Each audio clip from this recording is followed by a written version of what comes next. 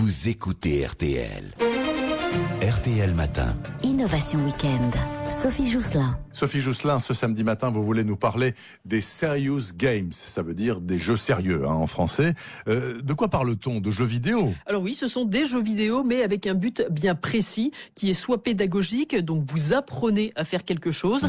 On les utilise notamment dans la formation continue, ou alors dans un but thérapeutique pour améliorer l'état de santé d'une personne. Mais ça fonctionne comment et dans quel cas? Alors je vais vous prendre un exemple très concret. Il y a une société qui s'appelle Genius, qui crée des Serious Games à visée thérapeutique. L'un d'eux s'appelle Voracifish, le poisson vorace, ouais. Et il s'adresse aux personnes qui ont fait un AVC et qui ont besoin d'une rééducation des membres supérieurs suite à une hémiplégie.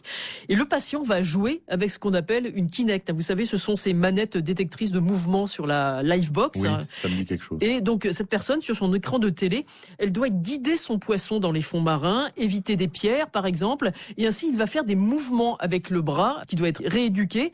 L'entreprise a aussi produit un Serious Game pour les malades d'Alzheimer. Oui, j'y pensais, oui. Une sorte de bataille navale qui leur fait travailler à la fois la mémoire et aussi les mouvements du corps. Et ce jeu, d'ailleurs, est en cours d'évaluation au CHU de Nice. Là, vous nous parlez, Sophie, de jeux à visée thérapeutique. Au niveau de la formation, il y en a d'autres pour le grand public qui sont disponibles en ligne, gratuitement. Une grande mutuelle en a fait faire un sur la prévention des risques à la maison. Et à chaque fois, vous apprenez en jouant, à la différence des jeux vidéo de divertissement. Ceux-là ne servent pas qu'à s'amuser, mais aussi à apprendre et à se former. C'est pas mal, c'est intelligent en tout cas.